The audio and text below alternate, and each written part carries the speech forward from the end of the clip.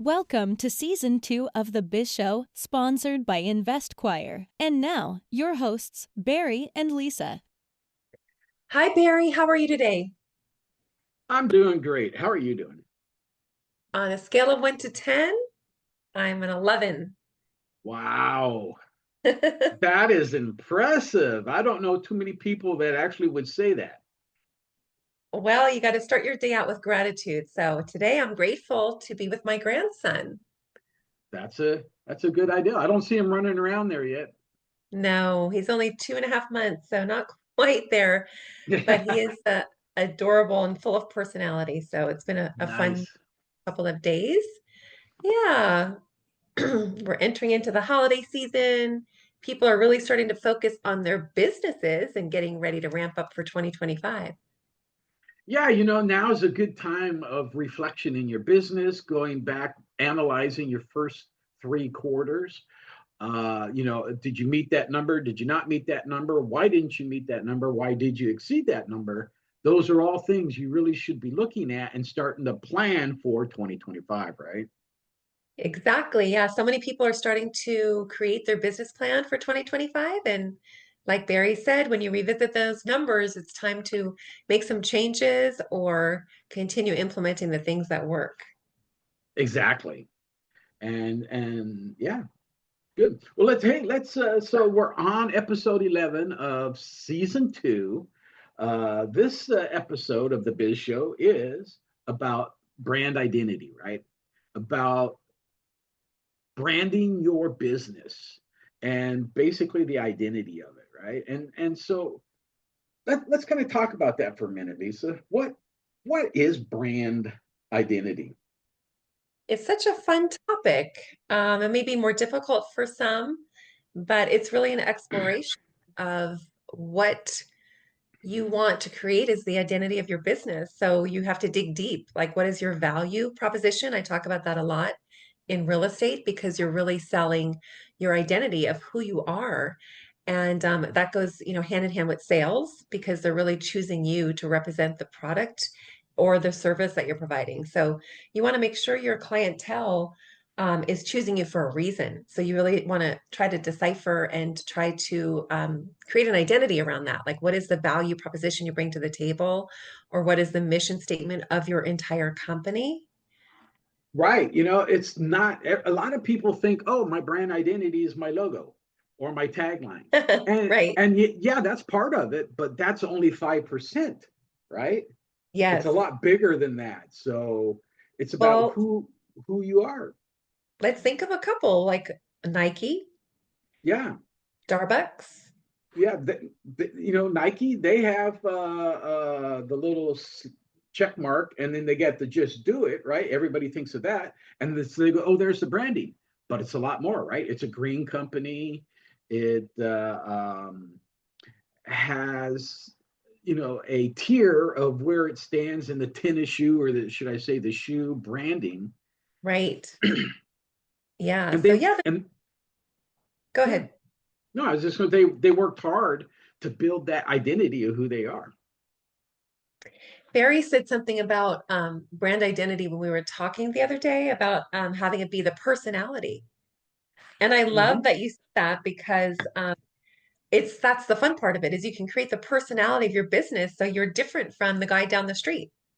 And we all have unique personalities, right? So You, let you, it shine. it's funny that you say that, right? I know a big company, the CEO and founder of the company, and their personality is monotone. I Oh, mean, really? they're really they're analytical, but they're just they're a dry stick in the mud. But their company is super fun, Right. right? And so keep in mind that the founder and the CEO and stuff like that aren't necessarily the people who exude that. It's the entire company. And the people that stand behind it. So you're saying that the CEO or the CFO doesn't have to have the personality, and sometimes they don't. That's They why they're don't. not in the forefront, right? That's why Yeah, they're in well, the foundation of it. Yeah. yeah, exactly. So, But yeah, you want something that kind of fits along with maybe your style, but something, whatever your product is, whatever your service is. And do you want to make it quirky or do you want to make it professional? And those are you need to kind of figure that piece out, right? That goes along with your mission statement and stuff like that. Yeah, in some of my real estate sales agents, and even commercial agents, they're new to the business. And so they're at the very beginning stages of creating that identity. And they're, trying to figure out their value proposition. And that incorporates their background and where they came from and all the history of experience that they have behind them that kind of enveloped into this, new stage of becoming a sales agent in the real estate and commercial world. And one of them had some bartending experience. And I think we had him on the show a few weeks ago. We had him on the show, yeah. Yeah. And so he's using top shelf because when you think of top shelf, you think of quality. So he's trying to incorporate that into his branding so he could tell his clientele, he's going to give top shelf service, just like the finest top shelf whiskey. So I thought that was really creative, that he kind of took what he knows, what he's been working with, and brought it to the field of real estate. It's funny that you say that, right? Because he changed my mind about top shelf, so on and so forth. Because when I thought about top shelf, I thought about dust.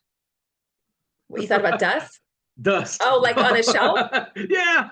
The shelf that you cannot reach? Right. A lot of dust up there. I'm like, oh man, I go up and clean that. And then when we had that conversation, it brought me back to, oh yeah, my days when I was out bar hopping and doing all that stuff and the top shelf alcohol. Yeah. And you're not a drinker, so I could see why you thought that. Yeah. So, but it changed my mind. And that's good because top shelf is, quality service, right? It's service or products that are top notch. Yeah, exactly. So I think that's a great branding. But that's cute, Barry. I love that you shared that. Well, hey, I'm old, right? And so I'm not as fast as I used to be. I'm slower now, and I don't really hit the bars like I used to. And I don't really drink anymore. I used to drink a lot, but as you Back get in the older, day, yeah. as you get older, you realize your body doesn't handle things as well as it used to. Correct. That's right. So When if you're one of those people that kind of gets stuck on the branding or your mind is kind of all over the map, like Barry and I, when we came up with InvestQuire, we used a resource online, and we kind of just typed in logos and branding and, a bunch of websites come up. So I think we went on one of the websites, Brand Crowd or Brand Logo or something, and we yeah. kind of looked at some designs and we kind of explored, what is the image we wanted, right? Right. And we took two, right? So we couldn't really find anything that was per se both of us to this. And we wanted something for that. And then we had two different things that we found and we just lumped them together. And I believe that was you were the one that lumped them together. Yeah, there was a lot of time involved in exploration and just sort of like sitting it with it for a while, sitting with the idea and seeing if it resonates, right? So we Exactly. did that and then we came up and we love it. Don't you love our name, InvestQuire? I love it. I use it daily. Yeah, people inquire all the time about the value of their business and whether or not they should sell. And then, investing in a business is a lifelong goal. So we thought those two Right. went together very well. Uh, Exactly. Yeah, so Well, utilize the internet, right? Utilize what AI, you can utilize internet to bounce ideas off of if you can't come up with something on your own. you know, um, I use AI here and there, and I've seen the horror stories of AI doing really weird things, but I've also seen a lot of good stuff come from AI. And you just have to, you still have to monitor it, right? You can't just ask AI a question, get your answers, and throw them out there. You got to vet it because you've seen the pictures where they asked, what George Washington looked like or whatever, and it's completely wrong. So, Oh my goodness. um, Definitely. so yeah, just make sure that whatever you use, analyze it, pick it apart. You and I did that with InvestQuire, right? We went back and forth on a lot of stuff, and we just picked it apart until we found what we liked. That's right. And So, some companies change their branding, Barry. Do you think that, if they're feeling like it really doesn't fit the mold or doesn't fit the clientele that they are receiving that are purchasing their product or service that then they tend to change their branding over a period of time? Would you Yeah, recommend?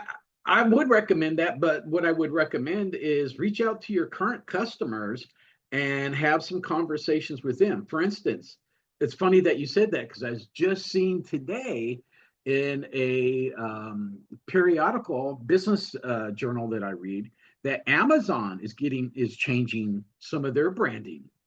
They're Really? changing, yeah, and so they're testing it out over in Europe in the Europe market, and a lot of it's got to do with packaging and stuff like that, and reusable packaging now.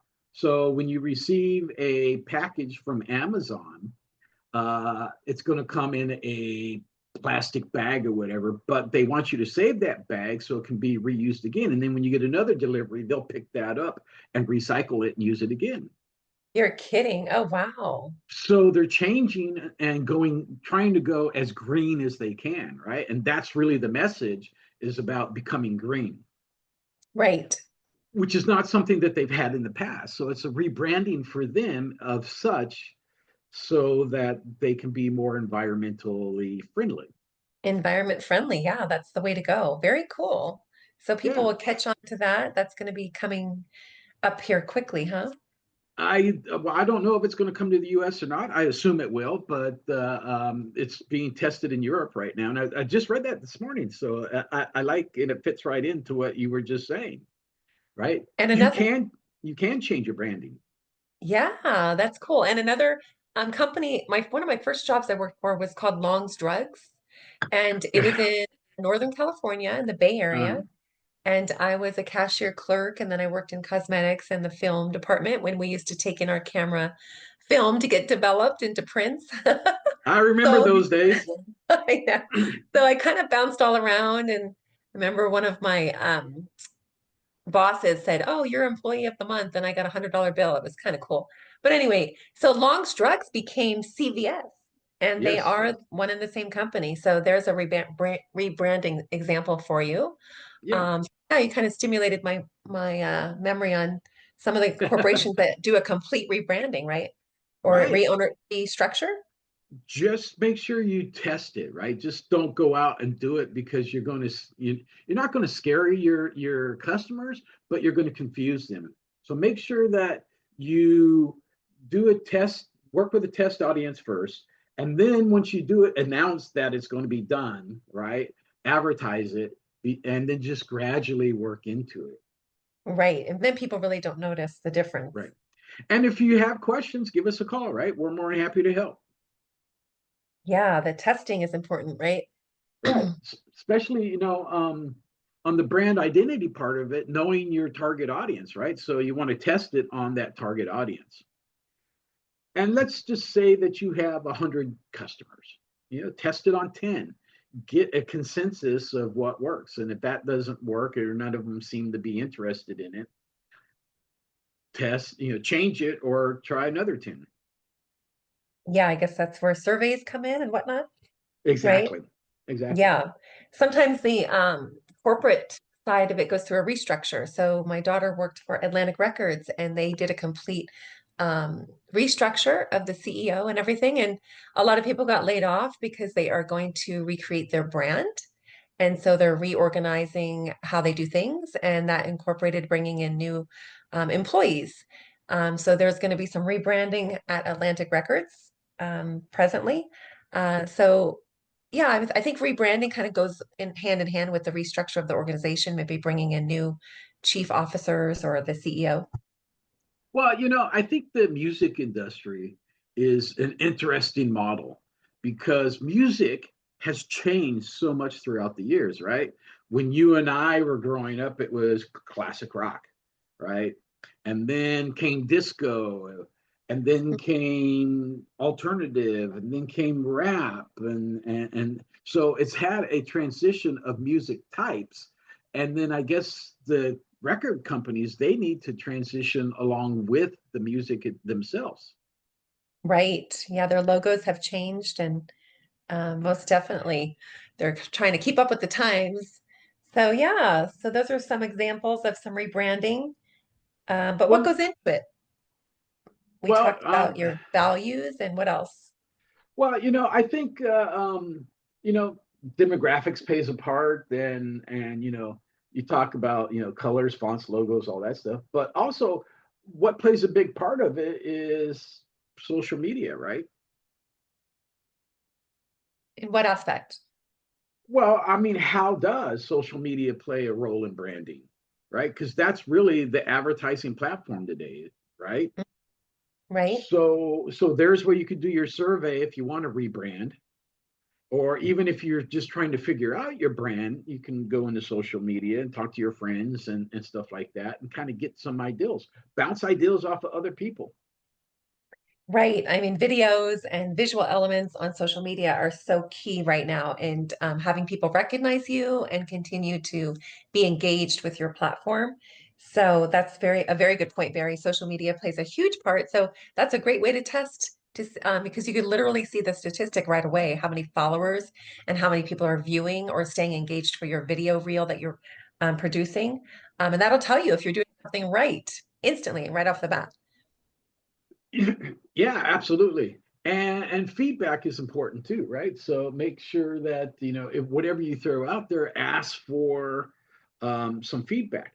Here's the funny thing, right? We've done that with the Biz Show and stuff like that, and it's really hard to get feedback, right? Not a lot of people comment on items. Right. They don't take the time to, send you a little note or whatnot. But if you put a question out there, maybe, it hits home with certain people, and then you just have to be creative in the way that you ask, I guess, for the Right. for the testing or the What survey I, that you. yeah, what I kind of come to the realization that a lot of people on social media are stalkers. And I say that lightly and in a fun way, but they're voyeurs, right? They just want to go in, they want to get a glimpse into what's going on in your life, and then they've moved on to the next person, and then the next person. So when Right. you ask questions, they don't necessarily see them or want to take the time to answer them. But that said, there's still a lot of good, valuable information that you can get from that. Yes, most definitely. My son's age group, he's graduating from Cal State Fullerton here soon. And one of his friends is just really versed in the way that you post on social media and how to gain followers and how to maintain the interest of your followers so that they are subconsciously, just like when commercials were a big part of television, they are remaining your audience and they stay engaged in your product or service, and then they become your client and they become a client for life. Hopefully that is the ultimate goal with your branding. So it's just so important to analyze those analytics, and there are so many apps and platforms that will help you do that when you are posting videos and reels. But that's a whole market now. There's a whole market of companies that offer those services, so that it will help you um, improve your branding. It's funny that you say that, right? Reels is something I have not ventured into yet. Mhm. I think I've done everything except for Reels, and somewhere in 2025, I do plan on diving into that as soon as we get a few things off our plate and stuff like that. Because I think you're right. I think video. If a picture is worth 1,000 words, then a video is worth 100,000 words, right? Most definitely. I mean, people will definitely be attracted to something that piques their interest just from the video, just from the concept and or the person or the way that you're delivering the message is almost like an art. I mean, you could be very artistically creative in a video reel, and so have fun with it.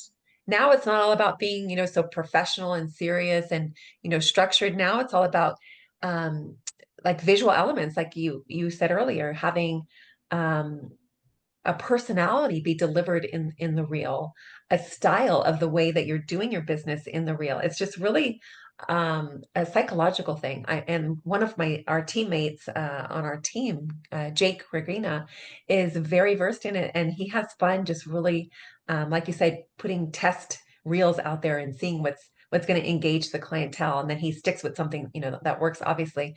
So yeah, he could teach you, Barry. Got to get him on the show. Yeah, we had George. We got to get Jake on there, and that's definitely a topic we should discuss with him. Most So there are a lot of common mistakes that are made with branding, right? And we're touching on them right now, right? Inconsistency is one of them. You want to make sure that your branding is consistent from one platform to the next platform to the next platform, right? Being inconsistent could confuse your audience, your clientele. Yeah. If you're using a different logo on Instagram and a different one on Facebook and a different one on TikTok or Twitter, that's really confusing. You want them to identify with your brand, and so that needs to have some consistency. The color scheme, the font, the logo, stuff like that, right? So also, you just keyed in on storytelling, right? Right. So those videos, that's really where your storytelling is going to come in, because people don't want to take the time to read it, right? You could write a story, but it's like reading a book. There's a certain person that reads books versus a certain person who watches TV shows or movies. And almost everybody watches TV shows and movies, but not I know. everybody reads. And it seems like so many people do not take the time to read anymore. We're all so visual. We've been groomed and trained and created to be more visual, and we want instant message. We don't want to take the time to read a full paragraph. So we want to. It's like we're so fast paced now. Ever since social media became so huge, and a big part of our lives. We walk around with these devices in our hand, and so we're constantly looking at video, constantly. You, So. yeah, you just keyed in on something that's really good, and that is instant gratification, right? Mm-hmm. And today's society, right? Before 10 years ago, we used to call it fast food nation, right? Getting everything immediate. But now it's instant gratification. And the problem, not the problem, I shouldn't say, but the issue today is you as a business owner have to realize that your customers and your audience has instant gratification. Anything you say and do, they can look it up within seconds, Oh yeah. I right? know. So Right. you got to make sure you're truthful and you're honest, number one, and that it lines up consistently again across the board. Wherever you're putting your message out there, you need to have the consistent message. Yeah, definitely check your facts before you're going to go live on a video. That could be a huge error or mistake, on your part, and then people will not have the trust in your company. So that's where branding comes in. You're really trying to establish trust with your customer base, right? And Right. they're going to trust you, number one, if they like you and you're starting to pique their interest in your product, but you want to continue to be consistent and make sure your facts are correct and your storytelling has some, basis to it. It's not just um, based on your opinion, but also based on facts. This is true, and something else that needs to be said is realize that you are not going to please 100% of the people all the time, right? So, you might have a branding that is quirky and whimsical and funny and stuff like that. And you might get 70% of the audience, but the other 30% are going to hate it because they're more the serious people and their nose to the grindstone people and the no nonsense people. And they want to look through all that minutia and the funny quirkinism and get to the real, issue of what's the product is and what it's going to do for me. Great point. And that's why you have to have a Yeah. variety of platforms that you are speaking to. So, like, have a website that maybe has a lot of the details in it, so they could really check you out on your website. So, people think you don't have to have a website these days because you have social media, but I think it's a great way to, check the background of a company. So, websites are still, I think going to remain because they're, internet based. So, it's not Well, like, I absolutely agree with that. I think you are, I don't want to say a fool, but I think you're really doing yourself a disservice if you don't have a website, because social media can only go so far as to, who you are, what you are. Here's my list of products, right? You can't really put all that out there on social media. So, exactly. so if you have, products or services, you can't really define them in such a way as you could on a website. That's right. You know, Yeah, a website is um, a website is basically like a company brochure, right? It's about who you are, your team, all your team members and stuff like that. It's about your products and your services, detail orientated to kind of explain all this stuff. And it's really hard to do that in a little teeny paragraph in Facebook or Instagram pictures or any of that stuff, or even TikTok or Twitter. You just can't do that. So the website, they all play together as social media part of it. that's right. I think that that also helps you show your consistency. So what you're portraying on a video, you want to make sure you could back it up with some experience and resume, if you will, about your company, so that that will really kind of maybe solidify the relationship with your client. Then they'll know that you're actually a real company, right? Right. And I said that I want to add to that. I said that the, website's kind of like a company brochure, but also a lot of people get sales out of their websites, right? So it could be their POS platform, right? POS being point of sale platform, where they're going to buy goods from them. Exactly. So, all right. Definitely.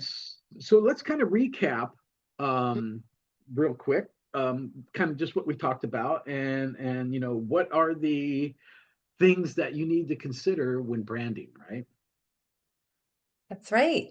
Yeah, it's pretty basic, right? I mean, the first one we talked about was define your mission, your value statement, and your target audience, who you want to sell to, who you want to provide your services to. And then how are you going to do that best? How are you going to personalize that, if you will, so Right. that you're Right. remembered against your competition? Right. And just remember that your target audience isn't everybody, right? You are pinpointing who you're going to sell to. Right. So the next is, it is your logos, your colors, your fonts, all that stuff. They tie into that too, right? And colors have meaning. Barry kind of taught me that about a year ago. He reminded me that there are certain colors that will speak to the audience, the target audience that you're trying to sell to. So you can always research that online if you didn't know that colors have meaning. But if you think about it, when you think about some of your brand names, you'll look up and realize what the colors mean, which is also kind of a fun part of the branding process. It is a fun part, and marketing 101 is, the branding part of it, colors, right? They invoke emotion. And blue and purple, for instance, it invokes royalty, right? Uh, Orange and red invoke buying. So there's all different things. Brown and greens invoke, environment and earth tones and stuff like that. So all of them play into that. Yeah. And then developing your brand voice that matches your personality. That's where you're going to be doing a lot of that on social media and having a statement that matches who you are and why a customer would want to do business with you. Exactly. And then, of course, the storytelling part of it, right? Once you get all that together, how are you going to convey that to your customers, right? And to your target audience? Are you going to do it in written form? You're going to do it in picture form? You're going to do it in video form? You probably should do it in all forms. Exactly. And then the most important one, last but not least, would be consistent across all your platforms and touch points and make sure your branding is matching and aligning on all of the platforms that you're using. Yes, exactly. You got to have the consistency, because if not, all you're going to do is confuse your customers. You want that subconscious recognition, right? You want them to know who you are without even thinking. Exactly. And here's something that is said in Marketing 101 as well. And that is customers, when you're advertising, they will see your ads, but they won't inquire about you until they've seen that ad or it's something at least 10 times. Now they're going to start looking you up. They probably are not going to reach out and talk to you until they've seen it anywhere between 12 and 15 times. Then they actually might take actionable um, uh, or just say action to actually do something. Buy your product, buy your service, get on the phone and talk to you, send you an email, whatever the case might be. So 12 to 15 touches? Is that what you're saying? Yes. Yeah, they need to see it 12 to 15 times before you've developed some type of rapport in their mind that, hey, I see them all over the place. There's some consistency here. Let's find out who they are. Gotcha. Very good point. So hopefully this Yeah. helped everybody when you're trying to think about, 2025 and how you're going to create your branding in your new business or recreate your branding in your existing company. You want to be the most effective that you can possibly be. So these are just some fun tips to help you formulate what you want your brand to be. Yep, exactly. All And right, guys. if you need any help with that, give us a call. We're here to help. You can reach us at investquire.com. It's our website. And as well, we have a Facebook group for the Biz Show. That's right. Check us out. Hope you all have a safe and wonderful, healthy week. Yes. All right, guys. Take it easy. Thank you. Bye. Bye.